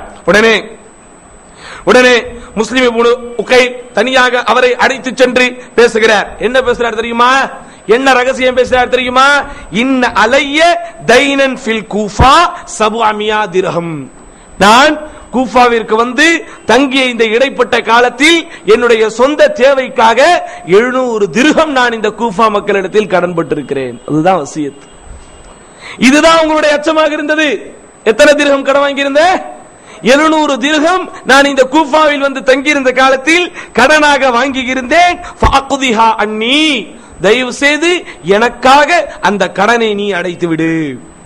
அவர் என்ன நினைச்சு வாங்கியிருந்தாரு, சரி ஹுசைன் அலிலான்னு வர்றாங்க, வந்த உடனே என்ன செஞ்சுக்கலாம், கொடுத்துக்கலாம், அல்லது திரும்ப ஊருக்கு போய் கொடுத்துக்கலாம் அப்படிங்கிற எண்ணத்தில் இவர் வாங்கி இருந்த அந்த 700 திர்ஹம் கடத்தை தனக்காக என்ன செய்யுங்க, நீங்க தயவு செய்து இந்த கடனை அடைத்து விடுங்கள் என்கிற ஒரு ரிக்வெஸ்டை, ஒரு வேண்டுகோளை முஸ்லிம் இப்னு உகைல் ரலியல்லாஹு அன்ஹு தான் மரணிக்கும் தருவாயின் முன் இந்த உமர் இப்னு சாத் இப்னு அபி வக்காஸ் அவர்களிடத்தில் சொல்லி அடுத்து இன்னொரு விஷயத்தை சொல்றார். என்ன சொல்றாரு, என்னுடைய சடலத்தை நான் இறந்ததற்கு பிறகு என்னுடைய சடலத்தை தயவு செய்து இந்த உபைதுல்லாஹ் இப்னு ஜியாதுனுடைய முன்னிலையில் வைத்து விடாதீர்கள். என்னுடைய சடலம் இந்த பாவியின் முன்னால் இருக்கக்கூடாது. வபஅஸில் ஹுசைன், என்னுடைய சடலத்தை நான் மரணித்ததற்கு பிறகு என்னுடைய சடலத்தை என்ன செஞ்சிருக்கீங்க, ஹுசைன் அலிலாஹ் அவரிடத்திலே அனுப்பி வைத்து விடுங்கள், ஹுசைன் அலிலாஹ் அவரிடத்திலே அனுப்பி வைத்து விடுங்கள் என்று சொன்ன உடனே இந்த எல்லா விஷயத்துக்கு உபைதுல்லாஹ் இப்னு ஜியாத் அனுமதி கொடுத்துட்டு கடைசியாக அவன் பேச ஆரம்பிக்கிறான். என்ன பேச ஆரம்பிக்கிறான், முஸ்லிம் இப்னு உகைல் ஆகிய உங்களை நாங்கள் கொல்லுவதற்கு காரணம், உங்களை துன்புறுத்துவதற்கு காரணம் எங்களுடைய தலைமைக்கு எதிராக நீங்கள் செயல்பட்டு விட்டீர்கள். நீங்கள் செயல்பட்டதோடு மட்டுமில்லாமல் இங்கிருக்கிற கூஃபாவாசிகள் என்கிற இந்த மக்களையும் நீங்கள் குழப்பி இருக்கிறீர்கள், அவங்களையும் உங்க பின்னாடி நீங்க கொண்டு வந்திருக்கிறீங்க. அப்ப இந்த மாதிரியான காரணங்களை காட்டி உங்களை நாங்க என்ன செய்யறப்போ கொல்ல போகிறோம். ஆனால் ஹுசைனை பொறுத்த வரைக்கும் இப்ப யாருடைய விஷயம் வருது, ஹுசைன் விஷயம் வருது. ஹுசைன் அலிலான் ஆண்ட வேலை இருக்கிறாங்கிற விஷயம் எனக்கு தெரிஞ்சிருச்சு. என்ன சொல்றான், அம்மா ஹுசைன், ஹுசைனுடைய விவகாரத்தை பொறுத்த வரைக்கும் ஃபஇன்னஹு லம் யுரிதுனா வலா நுரிதுஹு, அவர் எங்களை தொடாத வரைக்கும் அவரை நாங்கள் தொட மாட்டோம். யாரையோ பத்தி பேசுற மாதிரி, யாரு, யாரோ ஒரு மூன்றாம் தர மனிதனிடத்தில் பேசுவோமா இல்லையா, நீ என் வம்புக்கு வராத வரைக்கும் நான் உன் வம்புக்கு வர மாட்டேன், நீ என்கிட்ட பேசாத வரைக்கும் நான் உங்ககிட்ட பேச மாட்டேன், என்கிட்ட நீ பிரச்சனை பண்ணாத வரைக்கும் உங்ககிட்ட நான் பிரச்சனை பண்ண மாட்டேன்னு ஒரு சாதாரண மனிதர்களிடத்தில் பேசுவதை போல் இந்த உபைதுல்லாஹ் இப்னு ஜியாத் என்ன செய்கிறான், ஹுசைன் அவர்களை பற்றி பேசுறான். என்னன்னு, அவர் எங்களை தொடாத வரைக்கும், அவர் எங்களிடத்தில் சண்டையிடாத வரைக்கும், அவர் எங்களை போருக்கு நாடாத வரைக்கும் அவரை நாங்கள் நாட மாட்டோம். வயின் ஆராதனா, அப்படி ஒருவேளை எங்களை அவர் தொட வந்து விட்டால், எங்களோடு சண்டையிடுவதற்காக அவர் வந்து விட்டால், லன்னக்ஃபு அன்ஹு, எங்களால சும்மா பார்த்துக்கிட்டு இருக்க முடியாது, அவரை தடுக்காம எங்களால் இருக்க முடியாது என்று சொல்லி என்ன செய்கிறான் இப்னு ஜியாத் முஸ்லிம் இப்னு உகைல் ரலியல்லாஹு அவர்களை கொடுமைப்படுத்தும்படி ஏவுகிறான். எந்த அளவிற்கு கொடுமைப்படுத்துகிறான் என்றால், உள்ளூரில் இருக்கிற கூஃபாவாசிகள் எல்லோரையும் அந்த கொடுமையின் மூலம் அவன் அச்சுறுத்த நாடுகிறான். ஹுசைனுடைய ஆதரவாளராக வந்த முஸ்லிம் இப்னு உகைல் அவர்களுக்கு ஆதரவு கொடுத்தாலே இந்த நிலைமை என்றால், ஹுசைனுக்கு நீங்கள் ஆதரவு கொடுத்தால் என்ன நடக்கும் அப்படிங்கிற ஒரு அச்சுறுத்தலை, அப்படிங்கிற ஒரு பயத்தை, அப்படிங்கிற ஒரு மிரட்டல் துணியில் என்ன செய்கிறான் என்றால், அந்த கோட்டைக்கு மேல் பகுதிக்கு, மேல் தளத்திற்கு முஸ்லிம் இப்னு உகைல் அவர்களை கொண்டு சொல்கிறார். கொண்டு செல்லுகின்ற வழியெல்லாம் முஸ்லிம் இப்னு உகைல் உயிர் போகிறதே என்கிற அச்சம் அவருக்கு இல்லை. அதே நேரத்தில் ஹுசைன் அவர்கள் வருகிறார்களே, அவருடைய உயிருக்கு பாதிப்பு வந்துடக்கூடாது என்கிற ஒரு அச்சம் அவருக்கு இருந்து கொண்டு இருக்கக்கூடிய அந்த நிலையிலும் வஹுவ யுகப்பிர், அல்லாஹு அக்பர் என்று அல்லாஹ்வை தியானிக்கிறார். யுஹல்லில் லா இலாஹ இல்லல்லாஹ் என்று திரும்ப திரும்ப சொல்கிறார். யுஸப்பிஹ் சுப்ஹானல்லாஹ் சுப்ஹானல்லாஹ் என்று சொல்கிறார். வயஸ்தக்ஃபிர் அஸ்தக்ஃபிருல்லாஹ் அஸ்தக்ஃபிருல்லாஹ் என்று சொல்கிறார். ஏன்? மரணிக்கிற தருவாயில உயிர் என்பது ஒரு முறை தான் பிரியும். ஆனால் அந்த உயிர் பிரிகின்ற அந்த நிலை இறைவனுக்காக பிரிய வேண்டும். அல்லாஹ் சுப்ஹானஹு வ தஆலா நமக்கு ஒரே உயிரை தான் கொடுத்திருக்கிறான். அந்த உயிர் கட்டாயம் போகுது. இந்த உலகத்திலே வாழ்கிறோம் என்றால் நிரந்தரமாக அல்லாஹ் யாருக்குமே வாழ்க்கையை கொடுக்கவில்லை, நபிமார்களுக்கும் கொடுக்கவில்லை, எந்த நல்லோர்களுக்கும் கொடுக்கவில்லை. ஒரு முறைதான் இந்த உலகத்தில் நாம் வாழப் போகிறோம். ஒரே ஒரு முறைதான் நம்முடைய உயிரும் நம்மை விட்டு போக போகிறது. ஒன்றை நாம் மிக தெளிவாக புரிந்து கொள்ள வேண்டும். அந்த உயிர் போகும் தருவாயில் இறைவனை திருப்தியான முறையில் நினைத்தவர்களாக, அல்லாஹ்வின் மீது முழுமையான ஈமான் கொண்டவர்களாக, இறைவனின் ரஹ்மத்தின் மீதும் கருணையின் மீதும் அபரிமிதமான ஆசை கொண்டவர்களாக பிரிய வேண்டும் என்பதை அவர் உண்மையாக முழுமையாக உணர்ந்திருந்த காரணத்தினால் அந்த தருணத்திலும் லா இலாஹ இல்லல்லாஹ், வணக்கத்திற்கு தகுதியானவன் அல்லாஹ்வை தவிர யாரும் இல்லை, அல்லாஹ் மிகப்பெரியவன், அல்லாஹ் தூய்மையானவன், அல்லாஹ் மேன்மை மிக்கவன், யா அல்லாஹ் என்னுடைய பாவங்களை மன்னித்து விடு என்று அதே நேரத்தில் நபிகள் நாயகம் ஸல்லல்லாஹு அலைஹி வஸல்லம் மீதும் ஸலவாத்து சொன்னவர்களாக அவருடைய கடைசியில் ஒரு துஆ செய்கிறார். என்ன துஆ? அல்லாஹும்ம அஹ்கிம் பைனனா வ பைன கௌமின் கர்வின் பைன கௌமின் கரவுனா வ கதலுனா. அப்பவும் கூட அவருடைய கோபம் இந்த உபைதுல்லாஹ் இப்னு ஸியாத் மேலவோ அல்லது யஸீத் இப்னு முஆவியா மேலயோ கிடையாது. அவருடைய கோபம் முழுக்க முழுக்க யார் மேல? ஏன்? நம்ம வச்சு கழுத்தறுத்துட்டான். இந்த சண்டை சச்சரவே வேணான்ட்டு தான் அலி ரலியல்லாஹு அவர்களை பெத்த பிள்ளைங்க எல்லாம் மக்கால போய் இருந்தாங்க. அப்படிதானா? கிலாஃபத்து, அதாவது ஒட்டுமொத்த மக்களும் ஒன்றாக சேர்ந்து ஹுசைனுடைய அண்ணன் ஹசைனை கலீஃபாவாக்கி அழகு பார்த்தார். ஆனால் அவர் இந்த சண்டை சச்சரவுகளே வேண்டாம் என்பதற்காக தன்னிடத்தில் தேடி வந்த கிலாஃபத்தை கூட தான் தேடி சென்று போய் ஆட்ட கொடுத்தாரு, முஆவியா விட்ட கொடுத்தாரு. அப்ப அப்படியாப்பட்ட குடும்பத்தில் பிறந்த இந்த வாரிசுகளை ஒரு அதாவது நம்பிக்கை துரோகம் செய்வதை போல், நம்ப வைத்து கழுத்தறுப்பதை போல் கடிதங்கள் எழுதி, அதுவும் ஓரிரு கடிதங்கள் அல்ல, பண்டல்களாக கடிதங்கள் எழுதி கடைசி நேரத்தில் இப்படி காலை வாரி விட்டார்களே என்கிற ஒரே காரணத்துக்காக அல்லாஹ் கிட்ட ஒரு துஆ கேட்கிறார். என்ன துஆ? அல்லாஹும்ம, எனது இறைவா, அஹ்கிம் பைனனா வ பைன கௌமின் கரவுனா வ கதலுனா, எங்களை ஏமாற்றிய, எங்களுக்கு மோசடி செய்த, எங்களுக்கு நம்பிக்கை துரோகம் செய்த இந்த சமுதாயத்திற்கும் எங்களுக்கும் இடையில் ஒரு மிகச்சரியான தீர்ப்பை தாயா அல்லாஹ் என்று கடைசியாக அவர் துஆ செய்கிறார். அவருடைய கழுத்தங்கே வெட்டப்படுகிறது. வெட்டப்பட்டதோடு மட்டுமில்லாமல் மேலே வெட்டப்பட்ட அவருடைய கழுத்து அந்த கோட்டையின் கீழ்ப்பகுதியிலே தூக்கி எறியப்படுகிறது. தலையில்லாத அவருடைய சடலம் இழுத்து வரப்பட்டதோடு மட்டுமில்லாமல் அடுத்து இவர்கள் என்ன செய்கிறார்கள்? ஹுசைன் அவர்கள் உள்ளே வந்தவுடன் எக்காரணத்தை கொண்டும் ஹுசைன் அவர்களுக்கு உள்ளூர் சப்போர்ட் போய்விடக் கூடாது என்கிற காரணத்திற்காக, இவர் முஸ்லிம் இப்னு உகைல் வெளியூர் வாசி, இவர் எப்படி பண்ணியாச்சு? உள்ளூர் வாசி ஒருத்தர் வந்தாரு. யார் அவரு? ஹானி இப்னு உர்வா.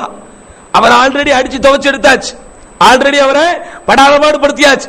இருந்தாலும் கூட இந்த இப்னு ஸியாத் இன்னும் அவரை பழிவாங்கும் நடவடிக்கையாக, பொதுமக்களை அச்சுறுத்த வேண்டும் என்பதற்காக, ஹுசைன் அவர்களுக்கு எந்த ஆதரவும் அங்கே இருக்கக்கூடாது என்கிற ஒரே காரணத்திற்காக கடை தெருவுக்கு ஹானி இப்னு உர்வா எடுத்து வரப்படுகிறார். பொதுமக்கள் முன்னிலையில் கடுமையான முறையில் அவர் அடித்து துன்புறுத்தப்பட்டு சிலுவையில் அறையப்படுகிறார். ஏன்? அங்க இப்னு ஸியாத் காட்டுற இதே நிலைமைதான் உங்களுக்கும். யாராவது ஹுசைன் அவர்களுக்கு சப்போர்ட் பண்ணணும்னு நினைச்சீங்கன்னா, கூஃபாவில் இருக்கிற நீங்கள் யாராவது ஹானி இப்னு உர்வாவுடைய மெத்தட ஃபாலோ பண்ணீங்கன்னா உங்களை நான் இப்படித்தான் செய்வேன் என்கிற அர்த்தத்தில் அந்த இரண்டு சடலத்தையும் ஒன்றாக போட்டு என்ன செய்கிறான்? இப்னு ஸியாத் கடுமையான முறையில் கொடுமைப்படுத்துகிறான். ஆனால் இந்த சம்பவங்கள் எதுவுமே தெரியாமல் தான் யார் வந்துகிட்டு இருக்கார்? ஹுசைன் ரலியல்லாஹு அன்ஹு. பாருங்க, சுப்ஹானல்லாஹில் அஸீம். அல்லாஹ்வுடைய நாட்டம் எப்படியாவது இந்த ஃபித்னா தடுத்து நிறுத்தப்படுவதற்குண்டான கடைசி கட்டம் கூட வந்தது சகோதரர்களே. எப்படி? முஸ்லிம் இப்னு உகைல் அவர்கள் முஹம்மது இப்னு அஷ்அஸோட வந்துகிட்டு இருக்கும்போது ஒரு ரிக்வெஸ்ட் வச்சார். என்ன ரிக்வெஸ்ட்? ஒரு ஆளை யார்கிட்ட அனுப்புறதுக்கு அனுப்புனாரா, அந்த ஆளு கரெக்டா ஹுசைன் அலிலாட்ட போயாச்சு. சுப்ஹானல்லாஹி. அப்துல்லா பின் ஜியாத், உபைதுல்லா இப்னு ஜியாத் எல்லா கரஸ்பாண்டிங் நெட்வொர்க்கையும் க்ளோஸ் பண்ணிட்டான். எதுக்கு சாதகமா கரஸ்பாண்டிங் உள்ள ஹுசைன் வரக்கூடாது, அதாவது யசீதை நாடி தனக்கு எதிராக ஒரு சூழ்நிலை உருவாகிவிடக் கூடாது என்பதற்காக வேண்டி எல்லா கரஸ்பாண்டிங்கையும் தடுத்த அவன், எல்லா தொடர்புகளையும் துண்டித்த அவன், இந்த கடைசியாக முகமது இப்னு அஷ்ரஸ் அவர்கள் தலையிட்டு அந்த ஒருத்தர் அனுப்புனாங்களா இல்லையா, தாயி என்பவரை அனுப்புனாங்களே, அவனை மட்டும் அவர் தடுக்கல. ஏன்? சரி இப்படியாவது அவர் என்ன செய்யட்டும், ரிட்டர்ன் ஆயிட்டும். ஆனா இவர் போறதுக்குள்ளே இவருக்கு விஷயம் தெரிஞ்சிருது, முஸ்லிம் இப்னு உகைல் அவர்கள் என்ன செய்யப்படுறாரு, கொல்லப்படுறார். இவரு முஸ்லிம் இப்னு உகைல் கைதியாக இருக்கிறார் அப்படிங்கிற விஷயத்தை போய் சொல்றதோட கூட சேர்த்து என்ன சொல்லிட்டாரு, முஸ்லிம் இப்னு உகைல் கொல்லப்பட்டு விட்டார். யார்கிட்ட போய் சொல்றாங்க, ஹுசைன் அலிலானிடத்திலே சொல்றாங்க. ஹுசைன் அலிலான் அவர்கள் முஸ்லிம் இப்னு உகைல் கொல்லப்பட்டு விட்டார் என்கிற செய்தி தெரிஞ்ச உடனேயே அவருக்கு ஒரு விஷயம் கன்ஃபார்ம் ஆயிடுது, கூஃபா வாசிகள் எதிர இல்ல, ஹக்கில இல்ல, அவன் லெட்டர்ல போட்ட மாதிரி உண்மையா இல்ல, உண்மையிலே அவர்கள் ஆதரவு கொடுக்கிறோம் என்கிற பேரில் உண்மையான ஆதரவை கொடுக்கவில்லை. அப்படி அவர்கள் உண்மையாலுமே ஆதரவு கொடுத்திருந்தால் தன்னை நம்பி வந்த முஸ்லிம் இப்னு உகைல் அவர்களுடைய உயிரை காப்பாற்றுவதற்காக எத்தனை உயிர் போனாலும் பரவாயில்லை என்றவர்கள் செயல்பட்டு இருக்க வேண்டும். ஆனா இப்படி செயல்படலன்னு தெரிஞ்ச உடனேயே ஹுசைன் அலிலான் எடுக்கிற டிசிஷன் என்னன்னா, ஓகே திரும்பி போயிடலாம், என்ன செய்யலாம், திரும்பி போயிடலாங்கிற எண்ணத்துக்கு வர்றாங்க. ஆனா அல்லாஹ்வுடைய நாட்டம் அங்கே முஸ்லிம் இப்னு உகைல் கொல்லப்பட்டார் என்கிற செய்தியை சொன்ன உடனே ஹுசைன் அலி அவர்களோடு உடன் வந்த குறிப்பாக முஸ்லிம் இப்னு உகைல் அவர்களுடைய உறவினர்கள் என்ன பண்ணிட்டாங்கன்னா, அவனை விடக்கூடாது. யார எப்போ உபைதுல்லா இப்னு ஜியாத் முஸ்லிம் இப்னு உகைலை கொன்றானோ நம்ம என்ன செய்யக்கூடாது, அவனை இப்போ அப்படியே டர்ன் மாறுது. இப்ப அவங்களுடைய நோக்கம் யாரா இருந்துச்சு, யஸீத் இப்னு முஆவியாவிடத்திலே கிலாபத்தாக இருந்ததை வராசத்தாக, அதாவது நபிகள் நாயகம் ஸல்லல்லாஹு அலைஹி வஸல்லம் பிறகு அபூபக்கர், உமர், உஸ்மான், அலி இவங்களுடைய ஆட்சி எப்படி இருந்துச்சோ அந்த அடிப்படையில் தேர்ந்தெடுக்கப்பட்டு தான் கலீஃபா வரணுமே தவிர அரசனின் மகன் அரசன் அப்படிங்கிற இந்த மாதிரியான ஒரு வாரிசுரிமை அடிப்படையில் எதிர்க்க கூடாது, ஆட்சி இருக்கக்கூடாதுங்கிறதை தடுக்க வேண்டும் என்கிற நோக்கத்திற்காக வந்த அவர்கள் முஸ்லிம் இப்னு உகைல் கொல்லப்பட்டு விட்டார் அப்படிங்கிற செய்தி வந்த உடனேயே காட்சி எப்படி மாறுது, இப்ப முஸ்லிம் இப்னு உகைலை கொன்னவங்களை என்ன செய்யணுமோ பழி தீர்க்கணும். ஏன்னா அவர் ஒரு விருந்தினரை போல் அல்லது ஹுசைன் அவர்களுடைய தூதுவரை போல் போயிருக்கிறார். உண்மையிலேயே அவர் மேல ஃபால்ட் இருந்தா என்ன செஞ்சிருக்கணும், அவரை பிடிச்சு வச்சு அவரை சிறை பிடித்து என்ன செய்திருக்கலாம், இங்கிருந்து ஆட்களை அனுப்பி தகவலை சொல்லி இருக்கலாம், பேச்சுவார்த்தையில் ஈடுபட்டு இருக்கலாம். ஆனால் முஸ்லிம் இப்னு உகைலை இவர்கள் கொன்றிருக்கிறார்கள் என்கிற ஒரே காரணத்திற்காக வேண்டி நம்ம விடக்கூடாது, நம்ம உயிர் போனாலும் அது உண்மையிலேயே ஜிஹாதுடைய பாதையில தான் நம்முடைய உயிர் போகுது, அதனால திரும்பி போக கூடாதுன்னு சொன்ன உடனே ஹுசைன் அலிலான் அவர்கள் தன்னுடைய டிசிஷனை மாற்றுகிறார். என்ன டிசிஷன், திரும்பி போலான்னு நினைச்சாரா இல்லையா, முஸ்லிம் இப்னு உகைல் கொல்லப்பட்ட செய்தி வந்த உடனே திரும்பி போலான்னு நினைத்தவர், அவரோடு வந்த முஸ்லிம் அவர்களுடைய உறவினர்கள் எல்லாம் அவரை நிர்பந்தியப்படுத்திய போது இனிமே என்ன செய்யக்கூடாது, நம்ம திரும்பிடக்கூடாது அப்படிங்கிற ஒரு சிச்சுவேஷன் இருக்கிற அதே நேரத்தில் இன்னொரு அறிவிப்பை வெளியிடுகிறார். என்ன அறிவிப்பு, இப்போ அவருக்கு கன்ஃபார்ம் ஆயிடுச்சு. என்ன கன்ஃபார்ம், நம்ம போனோம்னா உயிரோட திரும்புவோமோ இல்லையோ, கூஃபாவாசிகளுடைய சப்போர்ட் தான் அது ஒரு போருக்கு போற மாதிரி. ஆனா இப்போ இவர்களாகவே போய் அவர்களிடத்தில் அகப்பட்டுக் கொள்ள போகிறோம் என்கிற விஷயம் மிக தெளிவாக தெரிந்தவுடன் ஹுசைன் ரலியல்லாஹு அன்ஹு என்ன செய்கிறார், ஒரு அறிவிப்பை வெளியிடுகிறார். என்ன அறிவிப்பு, நான் ஏற்கனவே அனுப்பிய முஸ்லிம் இப்னு உகைல் கொல்லப்பட்டு விட்டார், அவருக்கு ஆதரவு கொடுத்த உருவா இப்னு ஹானி இப்னு உருவா கொல்லப்பட்டு விட்டார். இங்க இன்னும் சில விஷயங்கள் நடக்குது, இன்னும் சில பேரை தூது அனுப்புகிறார், இன்னும் சில பேர் நடந்த விஷயங்களை உறுதிப்படுத்துவதற்காக ஹுசைன் அனுப்புறாரு. இவர் அனுப்புன யாருமே திருப்பி வரல. அப்ப வந்த உடனே இவங்களுக்கு ஒரு விஷயம் கன்ஃபார்ம் ஆயிடுது, இனி நம்ம போனா நம்முடைய உயிருக்கு என்ன கிடையாது, உத்தரவாதம் கிடையாது. ஒரே ஒரு ஆப்ஷன் தான் இருக்கு. என்ன ஆப்ஷன், நபியின் பேரர் அப்படின்னு அவங்க ஒரு மரியாதை கொடுத்து அனுப்பி வச்சா தான் இருக்கு. அப்படிதானே, அலி ரலியல்லாஹுடைய மகனார், ஃபாத்திமா ரலியல்லாஹு அவங்களுடைய மகனார், அஹ்ல பைத் அப்படிங்கிற ஒரு காரணத்தை காட்டி இவர் மீது அவர்கள் இரக்கம் கொண்டு அனுப்பி வைத்தால் தான் உண்டே தவிர இனி இவர் என்ன செய்ய முடியாது. டைரக்டா அந்த மக்களை எதிர்த்து போரிட்டு அவர்களை ஜெயித்து ஒரு நியாயத்தையோ ஒரு புரட்சியையோ உண்டு பண்ண முடியாது என்கிற விஷயம் இவருக்கு தெளிவானதற்கு பிறகு ஒரு அறிவிப்பை வெளியிடுகிறார். இங்கு என்னோடு மக்காவிலிருந்து புறப்பட்டு வந்தவர்களில் யாரெல்லாம் திரும்ப போக வேண்டும் என்று எண்ணுகிறீர்களோ எல்லோரும் போங்கிறார். என்ன செய்யறாரு? இப்ப நம்ம போன நம்ம உயிருக்கு என்ன கிடையாது, கேரண்டி கிடையாது. எனக்கு நடக்கிற விஷயம் என்னங்கிறது தெரிஞ்சு போச்சு. இங்க இருந்து யார் போனா உயிரோட திரும்பி வரல, தகவலே இல்ல. அதனால என்னோடு வந்த நபர்களில் யாரெல்லாம் ஊருக்கு திரும்ப வேண்டும் என்று எண்ணுகிறீர்களோ, யாரெல்லாம் திரும்பி விடலாம் என்று யோசிக்கிறீர்களோ, தயவு செய்து நீங்கள் போய்விடுங்கள். நான் யாரையும் நிர்பந்தப்படுத்துவதற்கு தயார் இல்லை என்று சொன்னவுடன் முஸ்லிம் இப்னு உகைலுக்காக பழி தீர்க்க வேண்டும் என்று சொன்னார்களே, அவர்களை தவிர மீதி எல்லோரும் திரும்பி விடுகிறார்கள். இவங்க ஏமாத்துறாங்கன்னு சொல்ல முடியாது. ஏன்? இவங்க யார் சொல்லிதான் போறாங்க? யாருடைய பேச்சை கேட்டு வந்தாங்களோ அவங்களே நீங்க போறதா இருந்தா போங்கன்ன உடனே சரிட்டு அவங்க போயிடுறாங்க. இப்ப கடைசியாக பார்க்கும் போது இவரோடு வெறும் 60 நபர்கள் தான் ஹுசைன் அலி அவர்களோடு தங்குகிறார்கள். எத்தனை பேரு? வெறும் 60 பேர் தான். இந்த டைம்ல என்ன நடக்குதுன்னா, திரும்ப ஒரு டர்னிங் பாயிண்ட் ஆயிராதா, திரும்ப ஹுசைன் அலிலானவர்கள் திரும்பி விட மாட்டார்களா அப்படிங்கிற நோக்கத்துக்காக அங்கே இன்னொரு பிரதிநிதி வருகிறார். மக்காவினுடைய பொறுப்பாளராக இருக்கக்கூடிய ஒரு பிரதிநிதி வருகிறார். அவர் மீண்டும் ஹுசைன் அலிலாவிடத்திலே பேசுகிறார். கூஃபாவாசியை நம்பி நீங்க போவாதீங்க. எந்த விஷயத்தை அப்துல்லா பின் உமர் சொன்னாரோ, எந்த விஷயத்தை அப்துல்லா பின் அப்பாஸ் சொன்னாரோ, எந்த விஷயத்தை மூத்த தாபீன்கள் சொன்னார்களோ அதே விஷயத்தை திரும்ப சொல்லுகிறார். ஆனா இந்த எல்லா விஷயத்தையும் ஆல்ரெடி இவர் ஒரு டிசிஷன் எடுத்துட்டார். ஆல்ரெடி இந்த கேள்விகளுக்கு பதில் சொல்லிட்டதுனால அங்கே ஒரு திருக்குர்ஆனுடைய வசனத்தை ஹுசைன் அலி அவர்கள் ஓதி காட்டுகிறார். இந்த வசனம் தான் உண்மையிலேயே இந்த வரலாறுல ஒரு முக்கியமான விஷயம். என்ன சொல்றார் அவரு? லீ அமலி, சூரா யூனுஸ்ல வரக்கூடிய ஒரு விஷயம். அல்லாஹ் சுப்ஹானஹு வ தஆலா இறை தூதர் சொல்லுகிற விஷயத்தை அந்த சூராவில் சொல்லுகிறார். யாரெல்லாம் இறை தூதருக்கு எதிராக செயல்பட்டார்களோ, யாரெல்லாம் இறை தூதருக்கு மாற்றமாக செயல்பட்டார்களோ, அப்படி மாற்றமாக செயல்பட்டவர்களை அல்லாஹ் சுப்ஹானஹு வ தஆலா தண்டித்த போது இறுதி அடைப்பாக ஒரு பிரச்சனையாக இறை தூதருக்கும் அந்த சமுதாய மக்களுக்கு மத்தியில் நடந்த ஒரு விஷயம். அப்போ இந்த நபி சொல்றாரு, இவ்வளவு நான் சொல்லிட்டேன், நீங்க கேட்க மாட்டேன்றீங்கல்ல, லீ அமலி வலக்கும் அமலுக்கும், எனக்கு என்னுடைய காரியம், உங்களுக்கு உன்னுடைய காரியம். என்னுடைய காரியத்தை நான் செய்கிறேன், உங்களுடைய காரியத்தை நீ செய்யுங்க.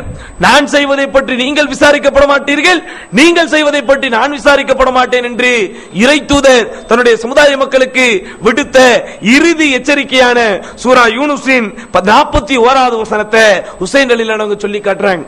என்ன வசனம்? லீ அமலி, எனக்கு என்னுடைய காரியம், வலக்கும் அமலுக்கும், உங்களுக்கு உன்னுடைய காரியம், உங்களுடைய காரியம். அன்தும் பரீஊன மிம்மா அமல், நான் செய்கிற காரியத்திலிருந்து நீங்கள் விலகிவிட்டீர்கள். ஓ அன பரீஉ மிம்மா தஅமலூன், நீங்கள் செய்கிற காரியத்திலிருந்து நானும் விலகிவிட்டேன். விலகிவிட்டேன்னா எல்லாம் முடிஞ்சு. ஏன்? நீங்க செய்யறதுக்காக நான் குற்றம் பிடிக்கப்பட மாட்டேன், நான் செய்யறதற்காக நீங்கள் குற்றம் பிடிக்கப்பட மாட்டீர்கள் என்று சொன்னபோது அதுவரைக்கும் யாரெல்லாம் ஹுசைன் அவரிடத்திலே ஒரு நடுவர்களாக வந்தார்களோ, சமாதானப்படுத்தி இவரை மீண்டும் சேஃப்டியாக உள்ளூருக்கு அனுப்பிவிடலாம் என்கிற ஒரு முயற்சியில் ஈடுபட்டார்களோ, எல்லோரும் ஹுசைன் அலிலானு இந்த வசனத்தை ஓதி காட்டியவுடன் கடைசியாக என்ன செய்து விடுகிறார்கள்? அவர்கள் திரும்பி விடுகிறார்கள். இப்போது மிகச்சரியாக 60 நபர்களோடு ஹுசைன் அலிலான் அவர்கள் கூஃபாவை நோக்கி மீண்டும் புறப்படுவதற்கு தயாராக இருக்கிறார். இங்க என்ன நடக்குது? மருவான் இப்னு ஹக்கம் என்கிற ஒருவர், அவர் ஒரு முக்கியமான ஒரு நபர். அவர் என்ன செய்கிறார்? இப்னு ஜியாதிற்கு ஒரு கடிதம் அனுப்புகிறார். ஏன்? இப்போ கூஃபாவுடைய ஆன் தி வேல இருக்கிறாங்க ஹுசைன் அலிலானு. இந்த பிரதிநிதிகள் எல்லாம் போய் பேசியாச்சு. பேசி ஹுசைன் அலிலானு திரும்பவும் முடியாதுன்னு சொன்ன உடனே, சரி இப்போ நமக்கு இருக்கக்கூடிய ஒரே ஆப்ஷன் போறவரை தடுக்க முடியாது. ஆனா என்ன செய்யலாம்? இவர் எங்க போறாரோ அவங்க கிட்ட பேசலாமா இல்லையா? அப்ப அவங்க கிட்ட ஒரு கடிதம் அனுப்புகிறார். என்ன கடிதம்? அம்மா பாய் ஃபைனல் ஹுசைன் இப்னு அலி கது தவஜஹ இலைக், அலியின் மகனார் ஹுசைன் உங்களை நோக்கி வந்து கொண்டிருக்கிறார். வஹுவல் ஹுசைன் இப்னு ஃபாத்திமா. எல்லாரும் அந்த காரியத்தை திரும்ப திரும்ப ஞாபகப்படுத்துறாங்க. ஹுசைன் யாரு? ஹுசைன் யாரு? ஃபாத்திமாவுடைய மகன். வ ஃபாத்திமா பின்து ரசூலில்லாஹ். ஃபாத்திமா யாரு? ரசூலுல்லாஹ்வுடைய மக. ரசூலுல்லாஹ்வுடைய ரசூலுல்லாஹ்வுடைய மகளாகிய ஃபாத்திமாவின் மகனாகிய ஹுசைன் உன்னை நோக்கி வந்து கொண்டிருக்கிறார். வத்தல்லாஹி, அல்லாஹ்வின் மீது ஆணையாக, மா அஹதுன் யுஸல்லிமுஹு அல்லாஹு அஹப்பு இலைனா மினல் ஹுசைன், இந்த உலகத்தில் இப்போது வாழ்ந்து கொண்டிருக்கக்கூடிய மனிதர்களில் ஹுசைனை தவிர அதிக விருப்பமான யாரும் நம்மிடத்தில் இருக்க முடியாது. ஏன்? அவர் யாரு? அஹ்ல பைத். ரசூலுல்லாஹ் தெளிவா சொல்லிட்டாங்க, நீங்கள் யாரை நேசிங்கன்னு, என்னுடைய குடும்பத்தவர்களை நேசியுங்கள். இத்ரதி, என்னுடைய உறுப்பு அவர்கள் எண்ணிலிருந்து உள்ளவர்கள், அவர்கள் விஷயத்தில் என்னை நீங்கள் துன்புறுத்தாதீர்கள் சொல்ல நினைச்சிருக்கிறாங்க. நிறைய ஹதீஸ்கள்ல சொல்லி இருக்கிறாங்க. அது எல்லாத்தையும் ஞாபகம் ஊட்டும் விதத்தில் இந்த உலகத்தில் வாழ்ந்து கொண்டிருக்கிற மனிதர்களிலேயே இறைவனுடைய விருப்பத்தை பெற்றவர்களிலேயே நாம் அதிகமாக நேசிப்பதற்கு தகுதியானவர் யார்தான்? ஹுசைன் ரலியல்லாஹு அன்ஹு. அதனால வஇய்யாக அன் தஹீஜ அலா நஃப்ஸிக, அதனால் நீ ஹுசைனுக்கு எதிராக அத்துமீறுவதை விட்டு நான் உன்னை எச்சரிக்கிறேன். மாலா யசுத்துஹு ஷைஉன் வலா யன்சாஹுல் ஆம்மா வலா யதா ذிக்ரஹு வஸ்ஸலாமு அலைக். அதனால எக்காரணத்தை கொண்டு என்ன செய்யாத, ஹுசைனுக்கு எதிராக நீ மரியாதை குறைவாக நடந்து விடாதே, ஹுசைனை இழிவுபடுத்தும் விதத்தில் நடந்து விடாதே. ஹுசைனை இழிவுபடுத்தும் விதத்தில் நீ நடந்தால் உனக்கு அல்லாஹ் என்ன செய்து விடுவான், உன்னை இழிவுபடுத்தி விடுவான் என்கிற அர்த்தத்தில் என்ன மர்வான் இப்னு ஹக்கம் அவர்கள் அந்த இப்னு ஜியாத் அவருக்கு என்ன செய்கிறார், கடிதத்தை எழுதுகிறார். அதோடு மட்டுமல்ல, இன்னும் என்ன செய்கிறார், அந்த அம்ர் இப்னு சயீத் இப்னு ஆஸ், இவர் யாருன்னா ஹுசைன் அவர்களிடத்திலே நடுவராக வந்து பேசி சமாதானம் பண்ணவர்களில் இவரும் ஒருவர். அவர் என்ன செய்கிறார், ஹுசைன் அவர்களோடு நடந்து கொள்ளுகிற முறை விஷயத்தை பற்றி இப்னு ஜியாதுக்கு சொல்கிறார். அம்மா பாத் ஃபக்கது தவஜஹ இலைக்கல் ஹுசைன் வஃபி மிஸ்லிஹா தாத்திக அவ் தவுத் அப்தன் தஸ்தரிகு கமா யஸ்தரிகுல் அபீத். ஹுசைன் உன்னை நோக்கி வந்து கொண்டிருக்கிறார். ஹுசைனிடத்தில் நீ ஒரு அடிமைகளை நடத்துவதை போல் நீ நடத்தக்கூடாது. ஹுசைன் அவர்களிடத்தில் நீ ஒரு சாதாரண மக்களோடு பழகுவதை போல் பழகக்கூடாது. நீ அவரிடத்தில் கண்ணியமான முறையில் பழக வேண்டும் என்கிற அர்த்தத்தில் அவரும் என்ன செய்கிறார், கடிதத்தை அங்கே அனுப்புகிறார். இப்படி எல்லாம் அனுப்பின உடனே ஆனாலும் அங்க எதுவுமே நடக்கல. என்ன நடக்க போதுமோ அப்படிப்பட்ட ஒரு கடுமையான ஒரு பாதிப்பான ஒரு சம்பவங்கள் தான் நடந்தது. இந்த நேரத்தில் என்ன நடக்குதுன்னா, சில பேரு சரி இந்த உபைதுல்லா இப்னு ஜியாத் தான மோசமா இருக்கிறான், இவனை அனுப்புறது யாரு, அவர்தான் மெயின். அப்ப இந்த சப்பு ஆளுகிட்ட பேசுறதை விட யார்கிட்ட பேசலாம், மெயினான ஆள்கிட்ட பேசலான்ட்டு அப்துல்லா பின் அப்பாஸ் ரலியல்லாஹு அன்ஹு எல்லாம் டைரக்டா யாருக்கு லெட்டர் எழுதுனாங்க, யஸீத் இப்னு முஆவியாவுக்கு லெட்டர் எழுதுனாங்க. ஆனா அந்த ஆரம்பத்தில் வந்த கடிதங்களுக்கு அவர் என்ன பதில் போட்டார்னா, என்ன செய்யாதீங்க, நீங்க அட்வைஸ் பண்ணி ஹுசைன் என்ன செய்யுங்க, ஊர்லயே தங்க வைங்க, நீங்க அவருக்கு உபதேசம் பண்ணி ஊரிலேயே தங்க வைங்க என்றுதான் ஆரம்பத்தில் பதில் போட்டார்கள். ஆனால் இப்போது யஸீத் இப்னு முஆவியாவிற்கு நிலைமைகள் புரிந்து விடுகிறது. ஹுசைன் அவர்கள் எங்கே வந்து கொண்டிருக்கிறார், கூஃபாவை நோக்கி வந்து கொண்டிருக்கிறார் அப்படிங்கிற விஷயம் தெரிந்த உடனேயே யஸீத் இப்னு முஆவியா என்ன செய்கிறார், இப்னு ஜியாதிற்கு ஒரு கடிதத்தை எழுதுகிறார். என்ன கடிதம், பலகனி அன்ன ஹுசைனன் கது சார இலல் கூஃபா, கூஃபாவிற்கு ஹுசைன் வந்திருக்கிறார் என்கிற, அதாவது கூஃபாவை நோக்கி ஹுசைன் வந்து கொண்டிருக்கிறார் என்கிற விஷயம் எனக்கு வந்திருக்கிறது. வகது உபுத்தலா பிஹி ஜமானக மின் பைனில் அஸ்மான் வ பலதிக மின் பைனில் பிலாத் வ புதுலித பிஹி மின் பைனில் உம்மால் வ இந்தஹா தாதிக் அவ் தஊத் அப்தன் கமா தஅதபில் அபீத். அவர் என்ன சொல்றாரு, ஹுசைன் உன்னை நோக்கி வந்து கொண்டிருக்கிறார், ஹுசைன் உன்னை நோக்கி வந்து கொண்டிருக்கிறார். அவர் வரும்போது அவரை நீ எப்படி நடத்த வேண்டுமோ அப்படி நீ நடத்த வேண்டும். நம்முடைய நாட்டை பாதுகாப்பதற்கு நீ என்ன செய்ய வேண்டுமோ அதைத்தான் நீ செய்ய வேண்டும். நம்முடைய கிலாஃபத், நம்முடைய தலைமை பொறுப்பு நம்மிடத்தில் இருப்பதற்கு நீ என்ன செய்ய வேண்டுமோ அதை நீ முறையாக செய் அப்படின்னு என்ன செய்யறாரு, இன்ஸ்ட்ரக்ஷன் கொடுத்துறார். யாரு, யஸீத் இப்னு முஆவியா உபைதுல்லா இப்னு ஜியாத் அவர்களுக்கு, உபைது இப்னு ஜியாதுக்கு என்ன செய்து விடுகிறார், ஹுசைன் அவர்கள் வந்து கொண்டிருக்கிறார் என்கிற விஷயத்தை ஊர்ஜிதப்படுத்தும் விதத்தில் கடிதத்தை அனுப்பி சொல்லுகிறார். இந்த செய்தி மஜ்மஉ ஸவாயித் என்கிற நூலில் இடம்பெற்றிருக்கிறது. இந்த கடிதம் இவங்கிட்ட கிடைச்ச உடனேயே இன்னும் துரிதகதியில் வேலையை பார்க்கிறான். என்ன செய்கிறான், யாரெல்லாம் முகாத்திலாக்கள் சொன்ன ஹுசைன் வந்தா அவரோட சேர்ந்து போரிடுவதற்கு இன்னும் யார் தயாராக இருக்கிறார் அப்படிங்கிற அந்த டேட்டாவை கலெக்ட் பண்றான். ஆல்ரெடி 4000 பேர் புரிஞ்சு போயாச்சு, இன்னும் அங்கங்க ஆட்கள் இருக்கிறாங்களா அப்படிங்கறதை தேடி பார்த்து அவர்களுக்கெல்லாம் அன்பளிப்புகள் தர ஆரம்பிக்கிறான், வெகுமதிகளை தர ஆரம்பிக்கிறான். அரசாங்கத்தில் அன்பளிப்பு பொருட்கள் அவர்களுக்கு போகிறது. அது போக இன்னும் என்ன செய்கிறான் தெரியுமா, அந்த கூஃபாவினுடைய 4 எல்லைகளையும் தேர்ந்தெடுத்து எந்த எல்லைகளின் வழியாக அவர் உள்ளே வருவாரோ அந்த வரக்கூடிய நேரத்திலேயே அவரை பிடித்துவிட வேண்டும் என்கிற நோக்கத்தில் 4 எல்லைகளையும் குதிரை படைகளை தயார் செய்கிறான். பெரும் பெரும் குதிரை படைகள் என்று கொண்டிருக்கிறது. எந்த அளவுக்கு சொன்ன அவனுடைய போலீஸ், அவனுடைய காவல்துறையை அனுப்புகிறான்.